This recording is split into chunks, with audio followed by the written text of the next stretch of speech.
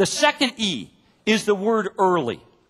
The word early. That is, we have early accounts of the resurrection. Why is that important?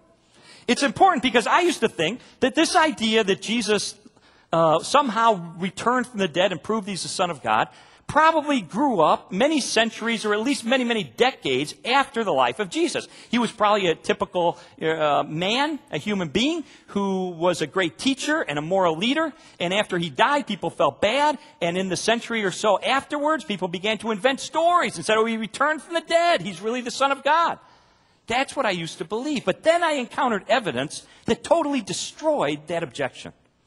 I learned that the Apostle Paul had preserved for us a creed that was recited by the earliest Christians. They would gather on a Sunday morning, and they would recite a creed that summarized their beliefs. And I want to put this creed on the screen for you so we can walk through it together.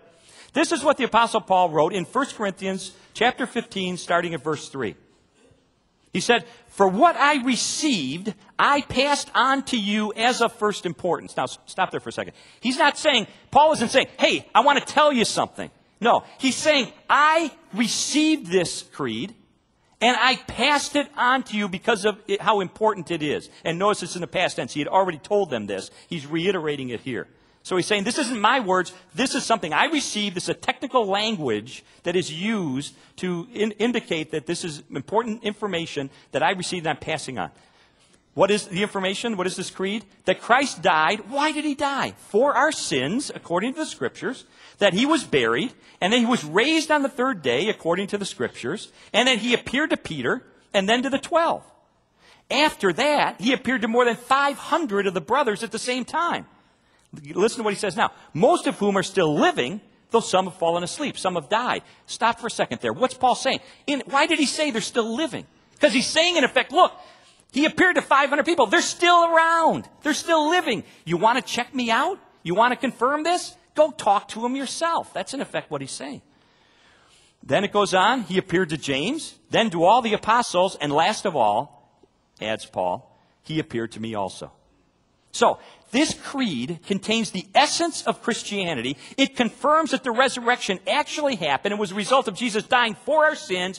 He was resurrected from the dead. And this creed has been dated back by scholars from a wide range of theological belief to as early as 2 to 8 years after the life of Jesus. And the beliefs that make up that creed go right back to the cross itself. So we don't have some huge gap of time between the life of Jesus and these stories that he was resurrected from the dead, during which legend grew up. Do you see what I'm saying? This is like a news flash in terms of ancient history. One of the great classical historians of all time was A.N. Sherwin-White of Cambridge University. And Sherwin-White did a study at the rate at which legend grew up in the ancient world. And he determined that the passage of 2 generations of time is not even enough for legend to grow up and wipe out a solid core of historical truth.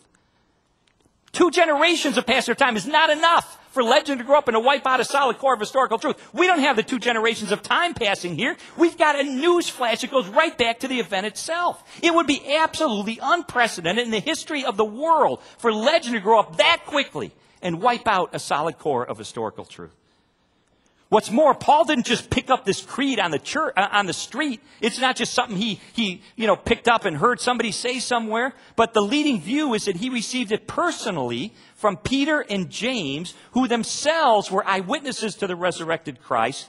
And Paul, the text says, carefully cross-examined them about their own encounter with the resurrected Jesus. And then Paul affirms he too encountered personally the resurrected Christ. And so this gives the creed even extra credibility, so much so that a Jewish scholar by the name of Pinchas Lapide conceded that this creed, quote, may be considered as a statement of eyewitnesses.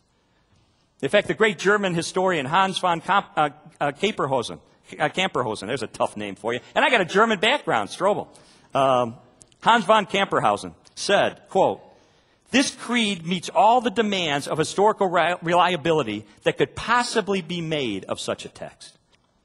And of course, this creed is only one of several early historical reports that we have about the resurrection. We have others in Matthew, Mark, Luke, and John, and in Acts, and in Paul's letters that also date back so early they could not have been the product of mere legend.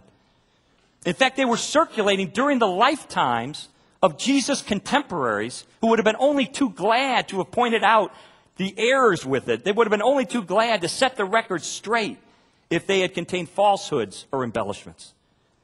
And so these early accounts, especially this creed in 1 Corinthians 15, decimates the objection that it's merely legend that accounts for the resurrection of Jesus. In fact, there was a debate a few years ago between Gary Habermas, a scholar and expert on the resurrection, and Dr. Anthony Flew, probably the greatest philosophical atheist in the world. And in this debate, which took place over several days, and it's in a book form, you can read it, it's called The Jesus Rise from the Dead.